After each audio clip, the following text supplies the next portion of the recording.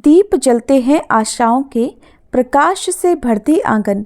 आई धनतेरस खुशियां लेकर, सुख समृद्धि भरा हो सदा प्रांगण।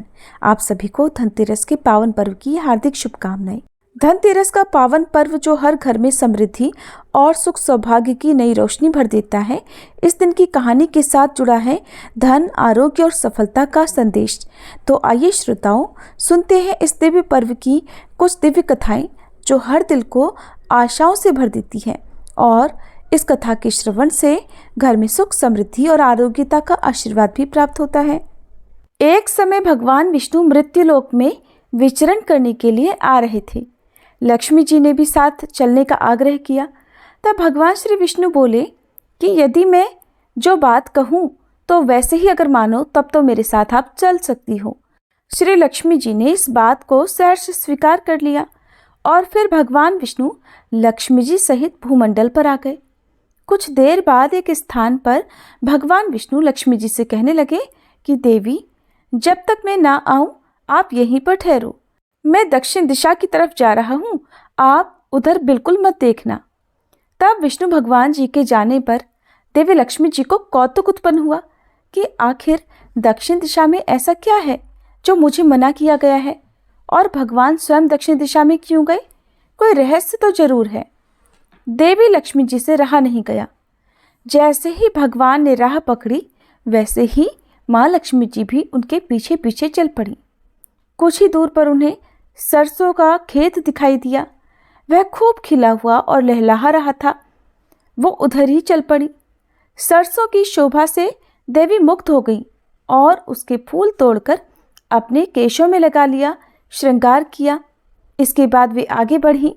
आगे गन्ने का खेत दिखाई दिया। खूब मीठे रसीले गन्ने लगे हुए थे। तब देवी लक्ष्मी जी ने 4 गन्ने लिए और रस चूसने लगी। उसी क्षण विष्णु भगवान जी वहां आ गए और ये देखकर देवी लक्ष्मी जी पर नाराज होकर उन्होंने उन्हें शाप दिया कि मैंने तुम्हें इधर आने के लिए मना किया था, पर तुम नहीं मानी और ये किसान की चोरी का अपराध कर बैठी।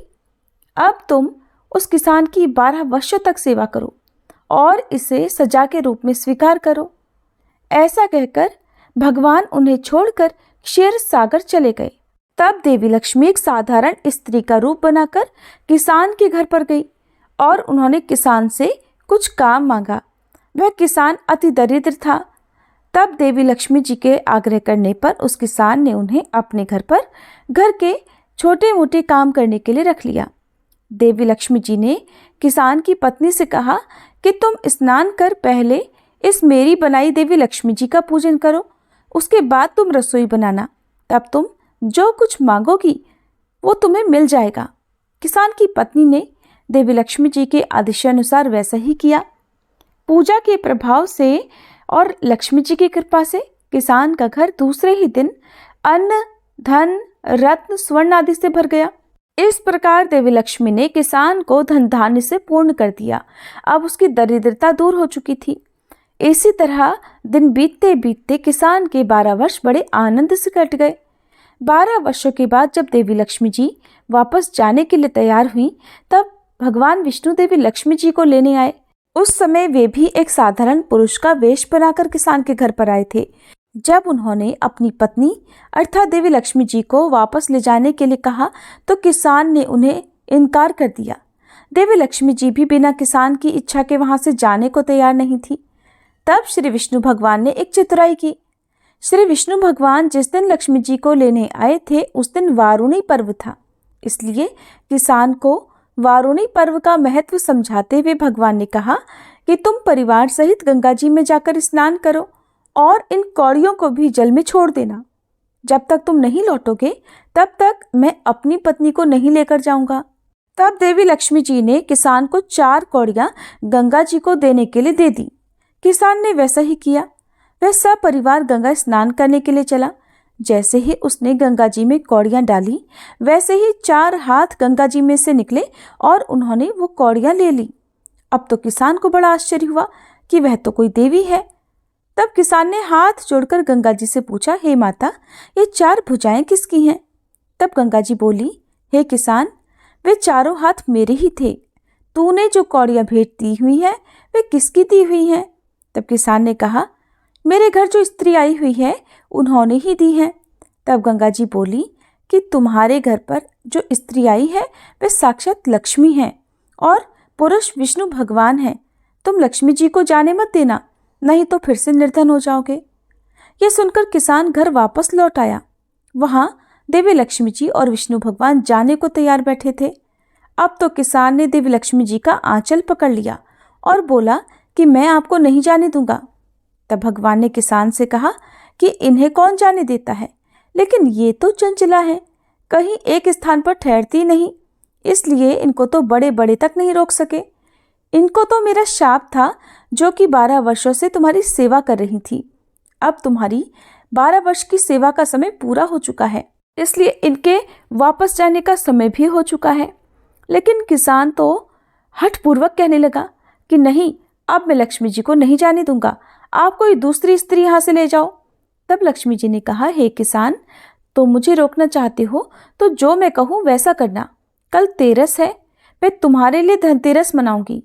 तुम कल घर को लीप पोत कर साफ करना, रात में घी का दीपक जलाकर रखना और सायंकाल मेरा पूजन करना। फिर एक तांबे के कलश में रुपया भरकर मेरे निमित्त रखना। मैं उस कलश में निवास करूंगी, किंतु पूजा के समय मैं तुम्हें दिखाई नहीं दूंगी। मैं इस दिन की पूजा करने से वर्ष भर तुम्हारे घर से नहीं जाऊंगी। मुझे रखना है तो इसी तरह प्रतिवर्ष मेरी पूजा करना। ऐसा कहकर वे दीपकों के प्रकाश के साथ 10 दिशाओं में फैल गई और भगवान देखते ही रह गए। फिर अगले दिन किसान ने देवी लक्ष्मी जी के कथनानुसार पूजन किया, जिससे उसका घर धन धान्य से पूर्ण हो गया। इस तरह अब वह हर वर्ष तेरस के दिन देवी लक्ष्मी जी की पूजा करने लगा। प्रेम से बोलिए, लक्ष्मी माता की जय, श्री विष्णु भगवान की जय। एक बार यमराज जी ने अपने यमदूतों से प्रश्न किया कि क्या कभी प्राणियों के प्राण लेते समय तुम्हें किसी पर दया आती है? यमदूतों ने खूब सोचकर कहा, नहीं महाराज, उस समय तो हम आपकी आज्ञा का पालन कर रहे होते हैं, हमें किसी पर दया भला कैसे आ सकती है? यमराज जी ने फिर पूछा, संकोच मत करो, यदि कभी तुम्हारा दिल पसीजा हो तो बेझिझक होकर कहो। तब यमदूतों ने कहा, प्रभु, सचमुच एक ऐसी घटना है जिसे देखकर हमारा हृदय पसीज गया था। एक दिन हंस नाम का राजा शिकार पर गया। जंगल में वह अपने साथियों से बिछुड़ गया था और फिर भटकते भटकते वह किसी दूसरे राजा की सीमा में चला गया। उस राज्य में हेम नाम का एक शासक था। उसने राजा हंस का बहुत आदर सत्कार किया। संयोग से उसी दिन राजा हेम की रानी ने एक पुत्र को जन्म दिया था। ज्योतिषियों ने नक्षत्र गणना करके बताया कि ये बालक विवाह के ठीक 4 दिन बाद ही मृत्यु को प्राप्त हो जाएगा। राजा हंस ने आज्ञा दी कि इस बालक को यमुना के तट पर एक गुफा में ब्रह्मचारी के रूप में रखा जाए। उस तक स्त्रियों की परछाई भी नहीं पहुंचनी चाहिए, किंतु विधाता का विधान तो कुछ और ही था। संयोग से राजा हंस की पुत्री यमुना नदी के तट पर चली गई और वहां जाकर उसने उस ब्रह्मचारी के साथ गंधर्व विवाह कर लिया। और जैसा कि होनी को कोई नहीं टाल सकता, ठीक उसी तरह विवाह के ठीक चौथे दिन उस राजकुमार की मृत्यु हो गई। उस नवविवाहिता का करुण विलाप सुनकर, हे प्रभु, हे यमदेव, हमारा तो हृदय कांप उठा कि ऐसी सुंदर जोड़ी हमने कभी नहीं देखी थी। वे कामदेव और रति से कम नहीं थे। उस नवयुवक के प्राण लेते समय हमारे आंसू तक नहीं रुक पाए थे। यमदूतों की बात सुनकर यमराज जी ने द्रवित होकर कहा, अब क्या करें, विधि के विधान की मर्यादा हेतु हमें ऐसा अप्रिय काम करना पड़ा। तब यमदूतों द्वारा पूछे जाने पर यमराज जी ने अकाल मृत्यु से बचने का उपाय इस प्रकार कहा कि विधि पूर्वक धनतेरस का पूजन और दीपदान करने से अकाल मृत्यु नहीं होती। जिस जिस घर में ये पूजन होता है वह घर अकाल मृत्यु के भय से मुक्त रहता है। और तभी से धनतेरस के दिन धन्वंतरी पूजन सहित दीपदान की प्रथा का प्रचलन हुआ। इसीलिए धनतेरस की रात को यम दीपक जलाया जाता है। भगवान धन्वंतरी आयुर्वेद के आदि प्रवर्तक और स्वास्थ्य के अधिष्ठाता देवता होने से विश्व वंदनीय हैं। सनातन धर्म के अनुसार भगवान श्री विष्णु ने जगत त्राण हेतु 24 अवतार धारण किए हैं, जिनमें भगवान धन्वंतरी 12वें अंशावतार हैं, अर्थात आप साक्षात विष्णु अर्थात श्री हरि के रूप हैं। इनके प्रादुर्भाव का रोचक वृतांत पुराणों में मिलता है। इसके अनुसार एक बार अवसर पाकर असुरों ने देवताओं को सताना, उन्हें प्रताड़ित करना आरंभ कर दिया। तब दुखी देवगण अपने राजा इंद्र के सम्मुख उपस्थित हुए और अपनी व्यथा कही। तब देवराज इंद्र इस कष्ट निवारण हेतु प्रमुख देवताओं के साथ भगवान ब्रह्मा जी की शरण में पहुंचे और उनसे इस परेशानी को दूर करने का निवेदन किया। ब्रह्मा जी ने उन्हें भगवान विष्णु के पास जाने का परामर्श दिया। तब सभी इंद्र आदि देवगण भगवान विष्णु के समक्ष उपस्थित हुए और अपना दुख उन्हें निवेदित किया। तब द्रवित होकर भगवान विष्णु ने असुरों के शमन और देवगणों के अमरत्व के लिए विचार विमर्श किया। देवों और दानवों की सामयिक संधि कराकर समुद्र मंथन की योजना बनाई और फिर मंदराचल पर्वत को मंथन दंड, हरि रूप कूर्म को दंड आधार और वासुकी नागराज को रस्सी तथा समुद्र को नवनीत पात्र बनाया। देवों और दानवों ने मिलकर समुद्र का मंथन किया, जिसके फलस्वरूप 14 रत्न निकले, जो कि लक्ष्मी, कौस्तुभमणि, कल्प वृक्ष, अमृत कलश रूपधारी भगवान धन्वंतरी, मदिरा, अप्सरा, उच्चश्रवा नामक घोड़ा, श्री विष्णु का धनुष, पांचजन्य शंख, विष, कामधेनु, चंद्रमा और ऐरावत हाथी। समुद्र मंथन से सबसे पहले हलाहल विष की प्राप्ति हुई। विष की प्रचंडता से त्रस्त देवताओं की प्रार्थना पर भगवान शंकर ने उसको अपने कंठ में धारण किया। इसके बाद कामधेनु प्राप्त हुई, जिसे ऋषियों को अर्पण कर दिया गया। फिर उच्चश्रवा घोड़ा मिला, जिसे दैत्यराज बाली को सौंप दिया। इसके बाद प्रसिद्ध गजराज ऐरावत प्राप्त हुआ, जो कि इंद्र को दे दिया गया। कौस्तुभ मणि भगवान विष्णु को और कल्प वृक्ष देवताओं को समर्पित किया गया। अप्सरा भी देवताओं को प्राप्त हुई। इसके बाद लक्ष्मी जी निकली, जिन्हें प्रजा पालन परायण भगवान विष्णु का आश्रय प्राप्त हुआ। फिर वारुणी मदिरा निकली, जिसे असुरों को सौंप दिया। अभी समुद्र मंथन हो ही रहा था, अभीष्ट वस्तु अमृत की प्राप्ति नहीं हुई थी। अमृत प्राप्ति का श्रेय भगवान धन्वंतरी के भाग्य में था, इसलिए इस बार अमर अवतरित भगवान धन्वंतरी प्रकट हुए। आयुर्वेद शास्त्र, वनस्पति औषधि और अमृत हाथ में रखे हुए रत्न आभूषण और वनमाला धारण किए हुए भगवान धन्वंतरी का सुंदर रूप विश्व को लुभा रहा था। वे आयुर्वेद के प्रवर्तक, इंद्र के समान पराक्रमी और यज्ञांश भोजी थे। अमृत का कलश भगवान धन्वंतरी के हाथों में देखते ही देव और दानव बड़े ही प्रसन्न हुए। चालाक राक्षसों ने सुधा कुंभ अर्थात अमृत कलश को झपट कर ले लिया। तब भगवान विष्णु ने विश्व मोहिनी माया का स्वरूप धारण कर राक्षसों को मोहित करके मदिरा में ही आसक्त रखा और प्रजापालक देवताओं को अमृत का पान कराया, जिससे वे अतुल शक्ति संपन्न होकर और अमर होकर राक्षसों से सफल युद्ध कर विजयी बने। इसके बाद अन्य 4 रत्न समुद्र में से और प्राप्त हुए। गरुड़ पुराण में भगवान धन्वंतरी के व्रत की कथा का वर्णन आया है। इसके बाद ऋषियों के पूछने पर भगवान विष्णु ने कहा कि पृथ्वी और स्वर्ग में रोगों के कारण दुखी मनुष्य और देवों की दशा से आर्त होकर महायोगी नारद भगवान विष्णु के पास गए और अनेक व्याधियों से ग्रस्त प्राणियों के निरोग होने का उपाय पूछा। तब भगवान ने कहा कि मैं धन्वंतरी का अवतार ग्रहण कर और इंद्र से आयुर्वेद को प्राप्त करके सब लोगों को स्वस्थ बना दूंगा। साथ ही भगवान बोले कि मैं कार्तिक कृष्ण त्रयोदशी वीरवार हस्त नक्षत्र के शुभ दिन बनारस में धन्वंतरी के रूप में अवतार लेकर आयुर्वेद का उद्धार करूंगा। नारद जी ने भगवान धन्वंतरी की पूजा विधि, उसका फल, नियम और समय तथा पूर्व में किसने किया आदि प्रश्न पूछे। तब भगवान ने कहा कि कार्तिक कृष्ण त्रयोदशी के दिन मैं प्रकट हुआ हूँ, अतः ये दिन धनतेरस के नाम से विख्यात होगा। विधिवत पूजन अक्षय फलप्रद होता है। इस प्रकार धन्वंतरी भगवान की पूजा धनतेरस के दिन की जाने लगी। प्रेम से बोलिए धन्वंतरी भगवान की जय। सनातन धर्म में कुबेर देव की पूजा धन प्राप्ति के लिए की जाती है। कुबेर देवता को धन का देवता माना जाता है। वहीं घर की उत्तर दिशा में कुबेर देवता का वास माना गया है। ऐसी मान्यता है कि धन के देवता कुबेर की दया दृष्टि जिस किसी पर भी पड़ती है, उसे जीवन में आर्थिक समस्या का सामना नहीं करना पड़ता। लेकिन कुबेर देवता के धन के देवता बनने के पीछे बड़ी ही रोचक कथा मिलती है, जिसे अब आप सभी श्रद्धा पूर्वक सुनिए। स्कंद पुराण में वर्णित कथा के अनुसार कुबेर अपने पूर्व जन्म में सोमदत्त दीक्षित नामक ब्राह्मण के पुत्र थे, जिनका नाम गुण निधि था। अपने नाम के विपरीत गुण निधि में सारे अवगुण भरे हुए थे। बुरी संगत में पड़कर वह चोरी करने लगा। तब नाराज होकर पिता ने इन्हें घर से निकाल दिया। इसके बाद गुणनिधि और भी गलत काम करने लगा। गुणनिधि को तब राजा ने एक दिन अपने देश से निकाल दिया। भूख प्यास से व्याकुल गुणनिधि किसी दूसरे नगर में जा रहा था। तभी उसकी नज़र एक मंदिर पर पड़ी। गुणनिधि ने भूख मिटाने के लिए मंदिर से प्रसाद चुराने का विचार किया और अवसर मिलते ही वह मंदिर में जा पहुंचा। मंदिर में जलते दीपक के सामने इन्होंने अपना अंगोछा लटका दिया ताकि पास में सो रहे पुजारी की इन पर दृष्टि न पड़ जाए। इसके बाद प्रसाद चुराकर जैसे ही ये भागने लगे, कुछ लोगों की नज़र इन पर पड़ गई और गुणनिधि को पकड़ लिया। भागम भाग और भूख से गुणनिधि की मृत्यु हो गई। तब यमदूत और शिवजी के दूत दोनों ही गुणनिधि को अपने साथ ले जाने के लिए आ पहुंचे। शिवजी के दूतों को देखकर यमदूत पीछे हट गए और गुणनिधि भगवान शिव के समक्ष लाए गए।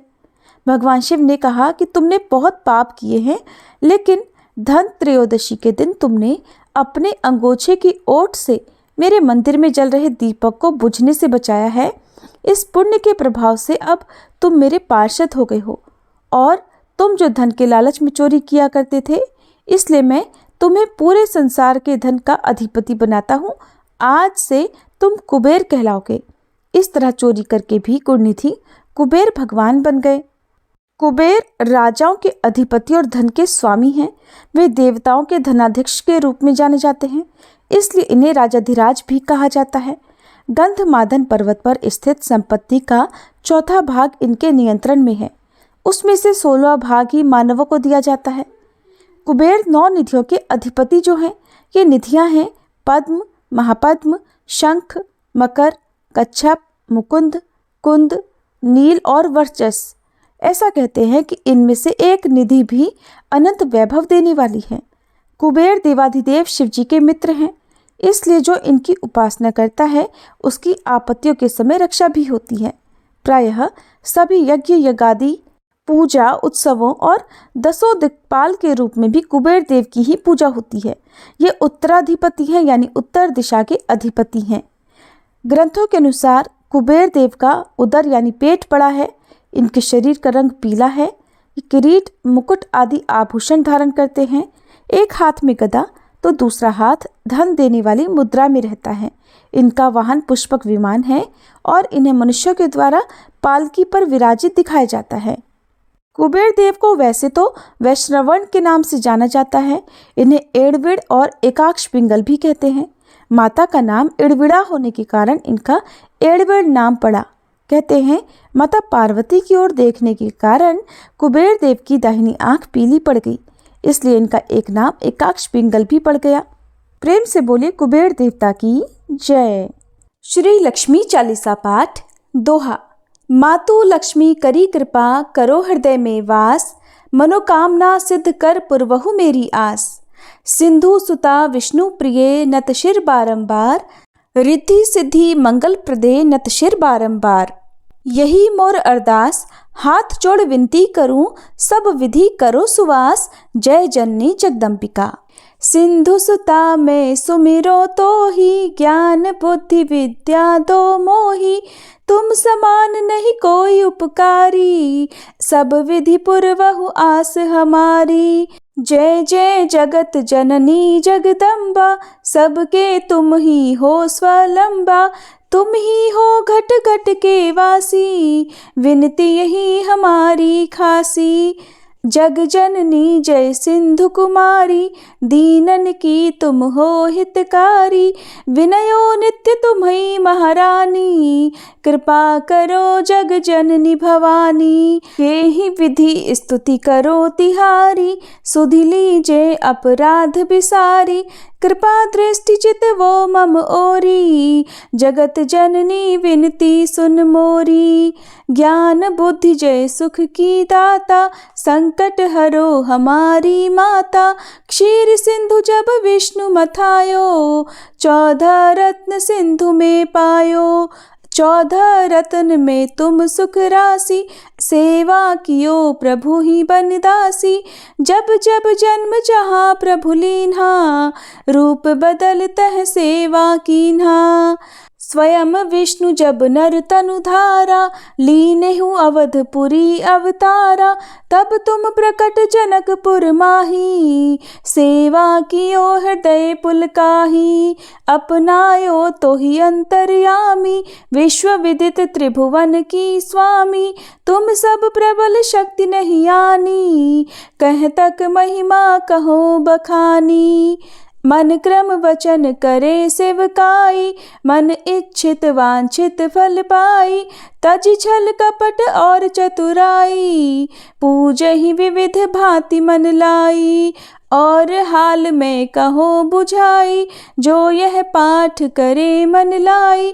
ताको कोई कष्ट न होई, मन इच्छित फल पावे फल सोई।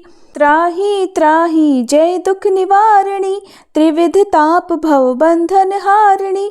जो यह चालीसा पढ़े और पढ़ावे, इसे ध्यान लगा कर सुने सुनावे। ताको कोई न रोग सतावे, पुत्र आदि धन संपत्ति पावे। पुत्रहीन और संपत्तिहीना, अंधा बधिर कोढ़ी अति दीना। विप्र बुलाए के पाठ करावे, शंका दिल में कभी ना लावे। पाठ करावे दिन चालीसा, ता पर कृपा करे गौरी सा। सुख संपत्ति बहुत सी पावे, कमी नहीं काहू की आवे। 12 मास करे जो पूजा, ते ही समधन्य और नहीं दूजा। प्रतिदिन पाठ करे मन माही, उन सम कोई जग में नाही।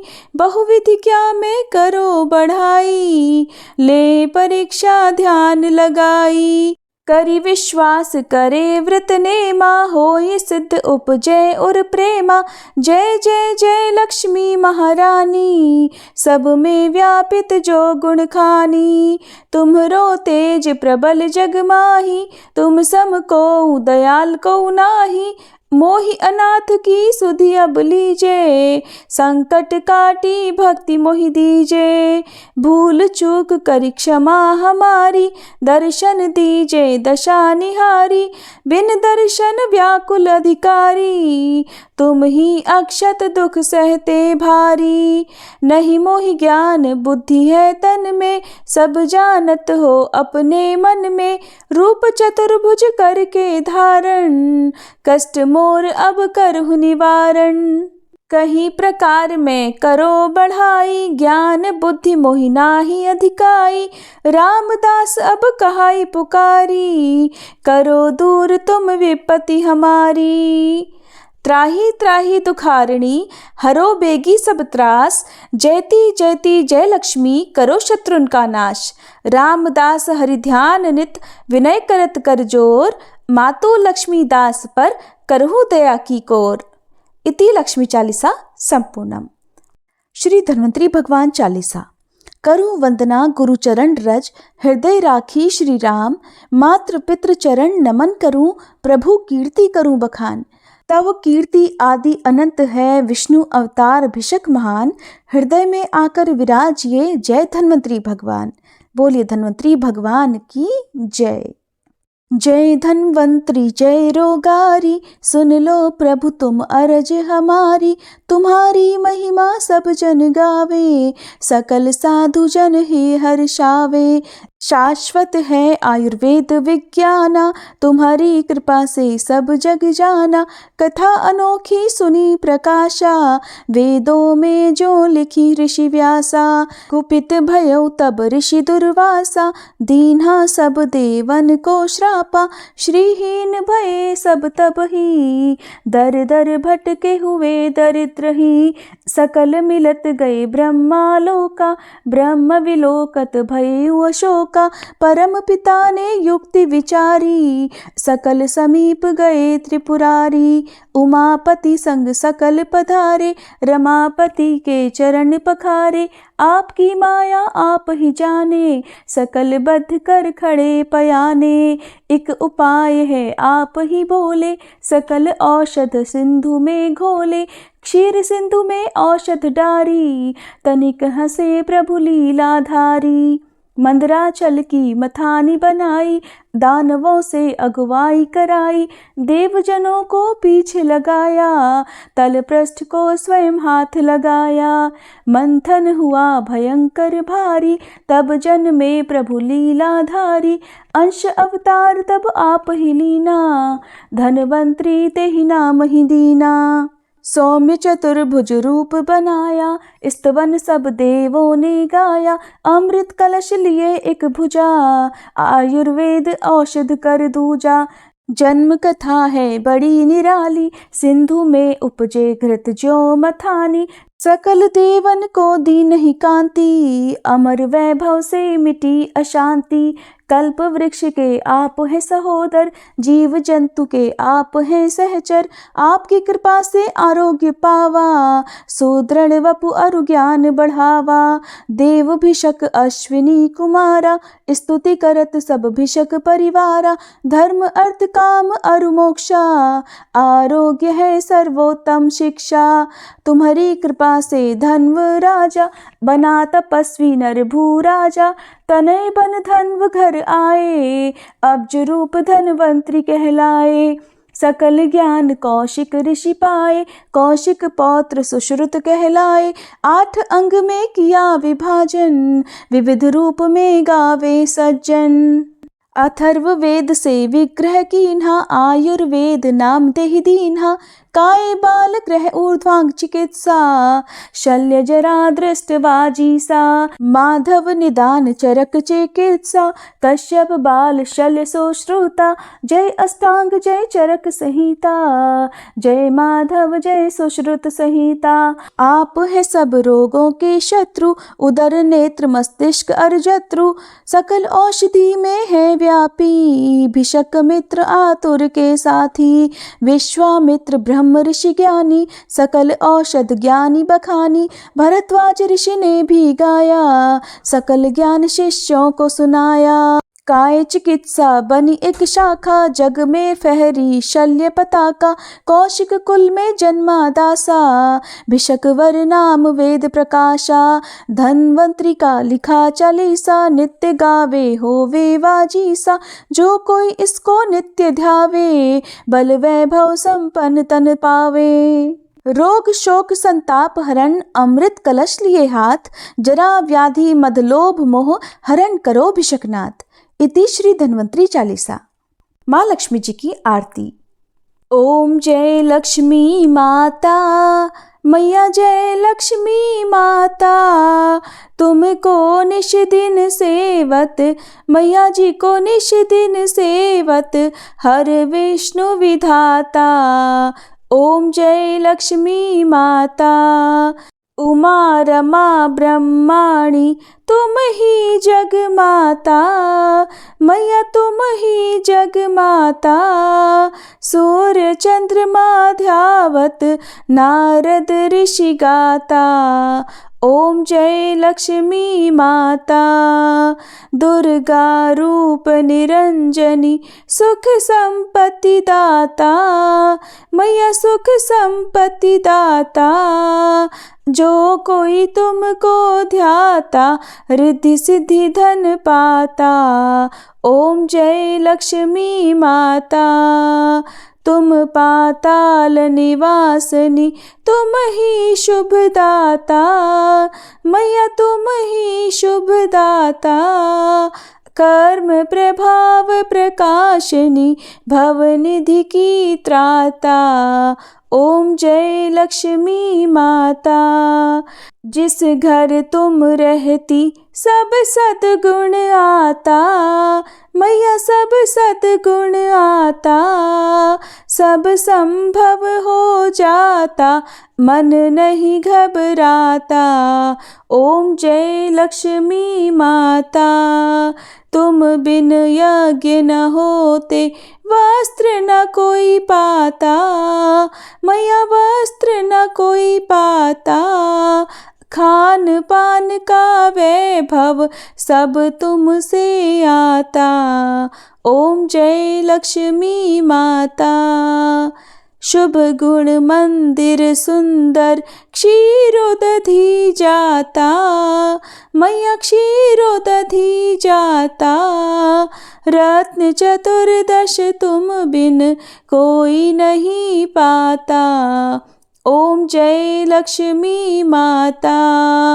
महालक्ष्मी जी की आरती जो कोई नर गाता, मैया जो कोई नर गाता, और आनंद समाता पाप उतर जाता। ओम जय लक्ष्मी माता। ओम जय लक्ष्मी माता। मैया जय लक्ष्मी माता। तुमको निश दिन सेवत, तुमको निश दिन सेवत, हर विष्णु विधाता। ओम जय लक्ष्मी माता। मैया जय लक्ष्मी माता। जय धन्वंतरी देवा, स्वामी जय धन्वंतरी जी देवा। जरा रोग से पीड़ित जन जन सुख देवा, स्वामी जय धन्वंतरी देवा। तुम समुद्र से निकले अमृत कलश लिए, देवासुर के संकट आकर दूर किए, स्वामी जय धन्वंतरी देवा। आयुर्वेद बनाया जग में फैलाया, सदा स्वस्थ रहने का साधन बतलाया, स्वामी जय धन्वंतरी देवा। भुजाचार अति सुंदर शंख सुधाधारी, आयुर्वेद वनस्पति से शोभा अति भारी, स्वामी जय धन्वंतरी देवा। तुमको जो नित ध्यावे रोग नहीं आवे, असाध्य रोग भी उसका निश्चय मिट जावे, स्वामी जय धन्वंतरी देवा। हाथ जोड़कर प्रभु जी दास खड़ा तेरा, वैद्य समाज तुम्हारे चरणों का घेरा, स्वामी जय धन्वंतरी देवा। धन्वंतरी जी की आरती जो कोई नर गावे, रोग शोक ना आए सुख समृद्धि पावे, स्वामी जय धन्वंतरी देवा। जय धन्वंतरी देवा, स्वामी जय धन्वंतरी जी देवा। जरा रोग से पीड़ित जन जन सुख देवा, स्वामी जय धन्वंतरी देवा।